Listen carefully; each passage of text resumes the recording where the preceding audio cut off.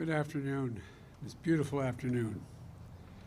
Next week, I'll be laying out the path ahead to continue our fight against COVID-19 to get us to July 4th. This is our target date to get life in America closer to normal and begin to celebrate our independence from the virus together with our friends and our loved ones as we celebrate Independence Day. But before that, I wanted to speak briefly to all of you today about the recent change announced by the Center for Disease Control and Prevention, the CDC. Let me say first, while we still have a long way to go in this fight and a lot of work to do in May and June to get us to July 4th, we've made stunning progress because of all of you, the American people. Cases and deaths are down dramatically from where they were when I took office on January 20th, and continuing to fall. This is particularly true for a group of Americans that we were most worried about when it came to the virus, senior citizens. When I took office in January, we were losing literally tens of thousands of our seniors each week, grandparents who were loved so dearly, moms and dads, pillars of every community, gone by the thousands every day. At that time, less than 1% of seniors were fully vaccinated when I took office. Today, in less than 100 days, more than 67%, 2/3 of our seniors, are now fully vaccinated. And more than 80% of our seniors have had at least one shot. That effort resulted in a drop of 80% in deaths among American seniors, a 70% drop in hospitalizations. So instead of losing thousands of seniors each day, we're saving thousands of lives, and more as each day goes by. And by the way, based on reported data, the proportion of seniors who've been vaccinated is essentially equal between white and seniors of color. I said from the beginning that we're going to fight this virus with equity for all. As a matter of fact, if I'm not mistaken, there are more Latinos and African American seniors that have been vaccinated as a percentage than white seniors. These numbers are a sign of progress on that front as well. Now, last week, I announced that we had crossed the threshold of 200 million shots. We've now, since Inauguration Day, we have given 215 million shots. And that anyone 16 years of age or older is now eligible to get the vaccine now, today, immediately. And because of the extraordinary progress we've made in fighting this virus, and the progress our scientists have made in learning about how it gets transmitted, earlier today, the CDC made an important announcement. Starting today, if you're fully vaccinated and you're outdoors, you need, and not in a big crowd, you no longer need to wear a mask. I want to be absolutely clear. If you're in a crowd, like a stadium or at a conference or a concert, you still need to wear a mask, even if you're outside.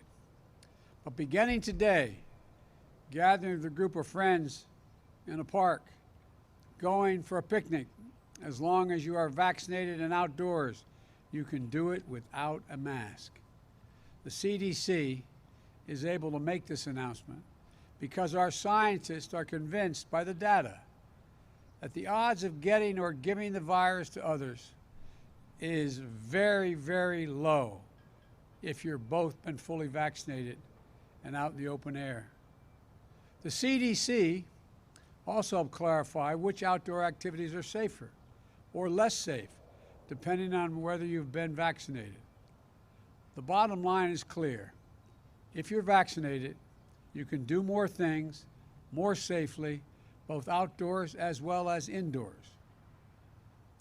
So for those who haven't gotten their vaccination yet, especially if you're younger or think you don't need it, this is another great reason to go get vaccinated. Now. Yes, the vaccines are about saving your life, but also the lives of the people around you. But they're also about helping you get back to closer to normal in our living, more normal living. Getting together with friends, going to the park for a picnic without needing to mask up.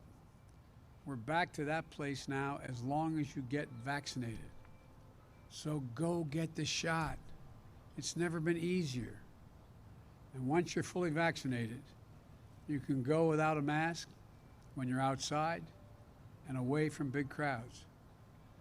I want to thank the team at the CDC for everything they're doing to help us lead with science and bring our communities out of this crisis safely and responsibly.